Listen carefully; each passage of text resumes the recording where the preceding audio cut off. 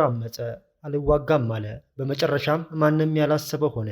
በተጠንቀቅ እንዲሆን የታዘዘው ጦር ወገቤን ብሏል። ይህን ተከትሎ ጀነራሎቹ ያመፁ ወታደሮች እንዲታፈኑና እንዲታሰሩ ማድረጋቸውን የአብይ የቅርብ ሰው የሆኑ ጀነራል አጋልጠዋል። ነገርየው እየታሰበ ላለው ጦርነት እጅግ አስደንጋጭ ነው።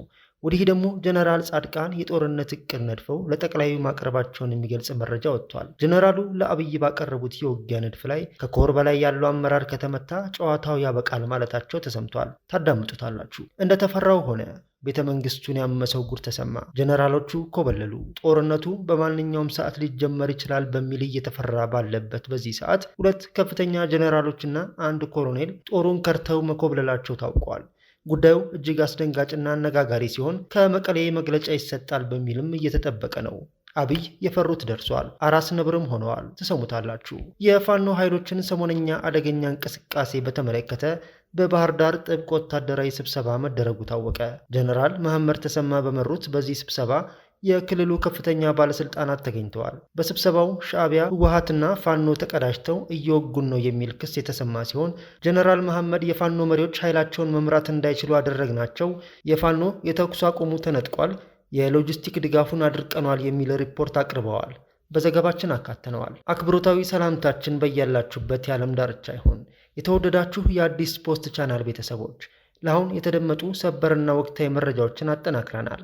ቪዲዮውን ላይክ እና ሼር በማድረግ አብራችሁን ቆዩ። አሁን ወደ መረጃዎቹ እናምራ። ጦር አመፀ፣ አልዋጋም አለ። በመጨረሻም ማንም ያላሰበው ሆነ።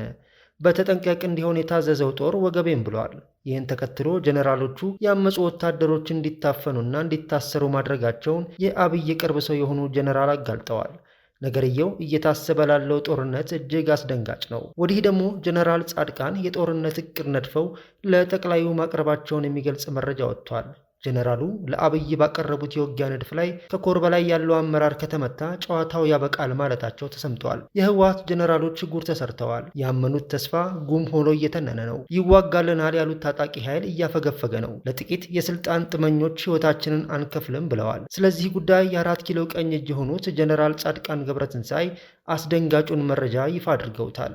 ከቀናት በፊትም ማለትም ባለፈው ቅዳሜ በአዲስ አበባ የሚኖሩ የትግራይ ተወላጆችና ፖለቲከኞች ስብሰባ አድርገው ነበር። በዚህ ስብሰባ ላይ ጀነራል ጻድቃን ያደረጉት ንግግር ዝርዝር ሀሳብ ዘግይቶ ወጥቷል። ጀነራሉ በቀድሞ የትግል አጋሮቻቸው ላይ አምፀው ባቋቋሙት የለውጥ ፈላጊዎች ንቅናቄ በኩል ለህወሓት ከባድ የራስ ምታት ሆነዋል። ከጌታቸው ረዳ ጋር ወደ አዲስ አበባ የኮበለሉት ጀነራሉ አዲስ አበባ ውስጥ በተካሄደ ወቅታዊ የትግራይ ተወላጆች ስብሰባ ላይ ህወሓት ለጦርነት ያዘጋጀው ወጣት እያመፀበት ነው ብለዋል። እንደ ጀነራሉ ገለጻ ከሆነ ከኮር በላይ ተብለው የሚጠሩ የህወሓት ጀነራሎች ወደ ጦርነት ለመግባት ቆርጠው ቢነሱም አባሉ የመዋጋት ፍላጎት የለውም ብለዋል። በዚህም በተለያዩ የህወሓት ታጣቂ አደረጃጀቶች ውስጥ ተቃውሞ እየተነሳ መሆኑን ጠንከር ያለ ሀሳብ የሰነዘሩት መታፈናቸውን ገልጸዋል። ህወሓት እምቢ ለጦርነት ያሉትን አንዳንድ አመራሮችና ተዋጊዎችን ሰብስቦ እንዳሰራቸውም ጀነራሉ ጠቁመዋል። በህወሓት አጠራር የትግራይ መከላከያ ሰራዊት ቲዲኤፍ ተብሎ የሚጠራው ታጣቂ ቡድን አባላት ባገኙት አጋጣሚ ጠፍተው ከትግራይ እየወጡ መሆኑንም አክለዋል። እነ ጌታቸው ረዳን ወደ አዲስ አበባ አባሮ መቀሌ የመሸገው የህወሓት ኃይል ወደ ጦርነት ለመግባት የሚያቀርበው ግዛት የማስመለስ ምክንያት ሰበብ መሆኑን ጀነራሉ ገልጸዋል። በተለይ ወልቃይትን በኃይል ወደ ትግራይ እናስመልሳለን የሚባለው አካሄድ የማይሳካ ነው ያሉ ሲሆን በህግ አግባብ በሰላማዊ አማራጭ ብቻ መፍትሄ ማግኘት እንዳለበት ጠቁመዋል። በወልቃይት ጠለምትና ራያ ጉዳይ ከፌዴራል መንግስቱ ጋር ስምምነት ላይ ደርሰው እንደነበር ጀነራሉ አስታውሰዋል። ስምምነቱ ከአወዛጋቢ አካባቢዎች የተፈናቀሉ ሰዎች ወደ የቤታቸው ተመልሰው በጊዜያዊነት የራሳቸው አስተዳደር እንዲመርጡ ማድረግ ነው ብለዋል። ይሁን እንጂ ህወሓት አስተዳደር ይዤ ካልገባው ተፈናቃዮች አይመለሱም በሚል እንዳስተጓጎለው ገልጸዋል። በለውጥ ፈላጊዎች በኩል ያለው አቋም አሁንም ተፈናቃዮች ተመልሰው የይገባኛል ውዝግቡ በህግ አግባብ እልባት ያገኝ፣ እስከዚያው ግን ህዝቡ ራሱን በራሱ ያስተዳድር የሚል ነው ብለዋል። ወልቃይት ላይ ያለው ብቻ ሳይሆን አድዋ ያለውም ቢሆን አስተዳደሩን ራሱ መምረጥ አለበት ብለው እንደሚያምኑ ጀነራል ተናግረዋል። የትግራይ ህዝብ ከህወሓት እስረኝነት ነፃ ወጥቶ የወደፊት ዕጣ ፈንታውን በራሱ እንዲወስን ለማድረግ ትግሉ ተጠናክሮ ይቀጥላል ብለዋል። የፋኖ ኃይሎችን ሰሞነኛ አደገኛ እንቅስቃሴ በተመለከተ በባህር ዳር ጥብቅ ወታደራዊ ስብሰባ መደረጉ ታወቀ። ጀነራል መሐመድ ተሰማ በመሩት በዚህ ስብሰባ የክልሉ ከፍተኛ ባለስልጣናት ተገኝተዋል። በስብሰባው ሻዕቢያ፣ ህወሓትና ፋኖ ተቀናጅተው እየወጉን ነው የሚል ክስ የተሰማ ሲሆን ጀነራል መሐመድ የፋኖ መሪዎች ኃይላቸውን መምራት እንዳይችሉ አድርገናቸዋል፣ ፋኖ የተኩስ አቁሙን ተነጥቋል፣ የሎጂስቲክ ድጋፉን አድርቀነዋል የሚል ሪፖርት አቅርበዋል። እንደ ዘበት 3ኛ ዓመቱን ያስቆጠረው የአማራ ክልል ውጊያ በአስከፊነቱ ቀጥሏል። በዚህም በህዝቡ ላይ የሚደርሰው ሰብአዊና ማህበራዊ ጉስቁልና አስፈሪ ደረጃ ላይ ደርሷል። ከዚህ የከፋ ቀውስ እንዳይደርስ ለተፋላሚዎቹ የተደራዳሪ ጥሪ ቢቀርብም ተፋላሚዎቹ ግን መዋጋትን መርጠዋል። የፋኖ ተዋጊዎች ከእብድ ጋር አንደራረስም፣ 4 ኪሎን ካልሰጣችሁን አንደራደርም በሚል በአቋማቸው ቢጸኑም በአንጻሩ መንግስት ከፖለቲካዊ ድርድር ይልቅ እጅ ስጡኝ ማለቱን መርጧል። ይህ የክልሉን አውዳሚ ግጭት በውይይት እንዳይፈታ እንቅፋት ሆኗል። ካለፈው ሳምንት ወዲህ ደግሞ የመከላከያ ሰራዊቱ ከክልሉ አንዳንድ አካባቢዎች ወጥቶ ኃይሉን ወደ ኤርትራ ድንበር በማንቀሳቀሱ የክልሉ ጦርነት እንደ አዲስ ተባብሷል። ውጊያው በተባባሰበት በዚህ ሰዓት በዛሬው ዕለት በባህር ዳር አንድ ጥብቅ ወታደራዊ ስብሰባ ተደርጓል። ስብሰባውንም የምስራቅ እዝ አዛዥ ጀነራል መሐመድ ተሰማ እንደሚመሩት ተረጋግጧል። ጀነራሉ በዚህ ስብሰባ ስለ ፋኖ ኃይሎች አሁናዊ ቁመናና በቀጣይ ምን መደረግ እንዳለበት በሚለው ዙሪያ ሪፖርት አቅርበዋል። ጀነራሉ ባቀረቡት ሪፖርትም ጽንፈኛ ሲሉ በጠሩት የፋኖ ታጣቂ ኃይል ላይ ባደረግነው የተቀናጀ ስምሪት ከፍተኛ ምቶችን አሳርፈንበታል ሲሉ ተደምጠዋል። የምስራቅ እዝ አዛዦቹ ጠላቶቻችንን በጋራ ተሰልፈውብናል በማለት ሻዕቢያ፣ ህወሓትና ፋኖ በጋራ ተሰልፈዋል ሲሉ ከሰዋል። ኢትዮጵያን ውጊያ ቢገጥሙ ማሸነፍ እንደማይችሉ የተረዱት ጠላቶቻችን ግንባር ፈጥረው የሀገር ውስጥ ባንዳዎችን፣ ያኮረፉ ኃይሎችን በማሰልጠን በማደራጀትና የተለያዩ መደለያ ጥቅሞችን በመስጠት እርስ በርሳችን በማጋጨት ኢትዮጵያን ወደ ለየለት ትርምስ ለማስገባት የሚያደርጉት ጥረት አይሳካላቸውም በማለት ነው በሪፖርታቸው ያስቀመጡት።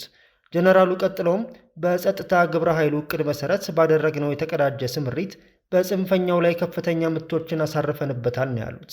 ጽንፈኛው የተኩስ አቁሙን ተነጥቋል፣ የሎጂስቲክ ድጋፉን አድርቀነዋል የሚል ጉዳይ ነው ያነሱት። የፋኖ ሴሎች ተይዘዋል ሲሉ የሚቀጥሉት ጀነራል መሐመድ በየቀጠናው የሸመቁት የጠላት መሪዎች መምራት የማይችሉበት ደረጃ ላይ መሆናቸውን፣ አባሉ እየተበተነ ራሱን ለማትረፍ እየጣረ ይገኛል ሲሉ ግምገማቸውን አቅርበዋል።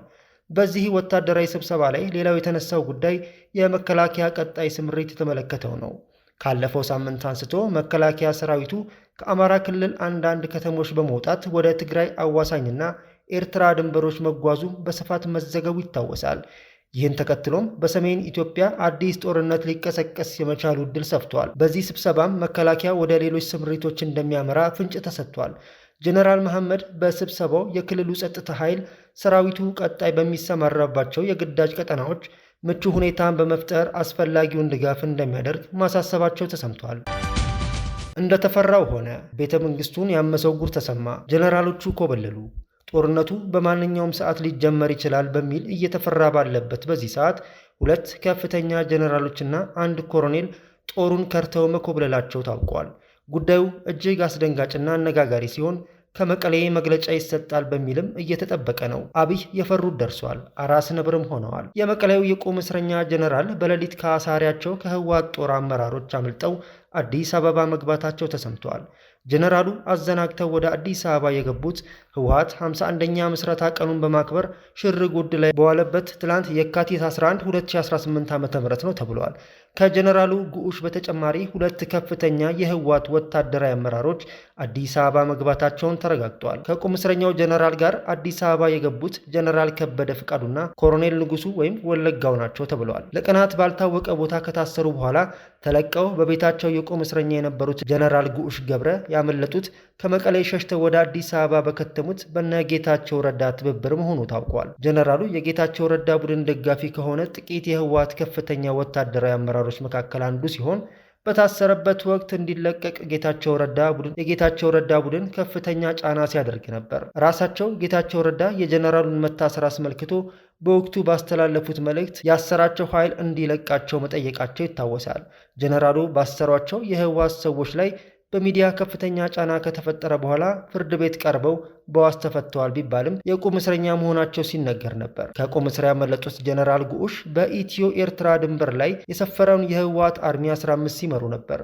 ድንበር ላይ የሚንቀሳቀሰው ኃይል ይመሩ የነበሩት ጀነራሉ የህወሓትና የሻዕቢያን ጽምዶ ከነጦራቸው በመቃወማቸው ከኃላፊነታቸው መነሳታቸው ይታወሳል። ጀነራሉ የሚመሩትን ጦር በህወሓትና ሻዕቢያ ቅንጅት ላይ አሳምጸዋል በሚል ከተባረሩ በኋላ ለቀናት ከኢመደበኛ ቦታ ታስረው ነበር።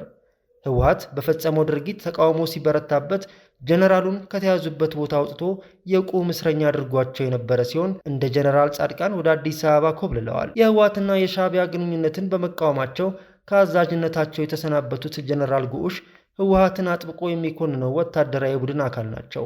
በህወሓት ወታደራዊ አመራሮች መካከል በተለይ ከኮር በላይ ተብለው በሚጠራው የጀነራሎች ስብስብ ከጌታቸው ረዳና ደብረጽዮን ገብረ ሚካኤል ቡድን ድጋፍ ለሁለት መከፈሉ ይታወሳል። የጌታቸው ረዳ ቡድን የደገፉ ጀነራሎች በአሁኑ ወቅት አብዛኛዎቹ ጀነራል ጻድቃን ገብረትንሳኤን ጨምሮ አዲስ አበባ ይገኛሉ። ከመቀሌ ሸሽተው አዲስ አበባ የገቡ ጀነራሎች ከፌዴራል መንግስቱ ጋር በመተባበር ህወሓትን ለማዳከም እየተባበሩ ሲሆን እንደ ጀነራል ገብረ እግዚአብሔር በየነ፣ ወዲ አንጥሩ ያሉት ደግሞ የትግራይ ሰላም ኃይል ወይም ሐራ መሬትን እየመሩ ነው።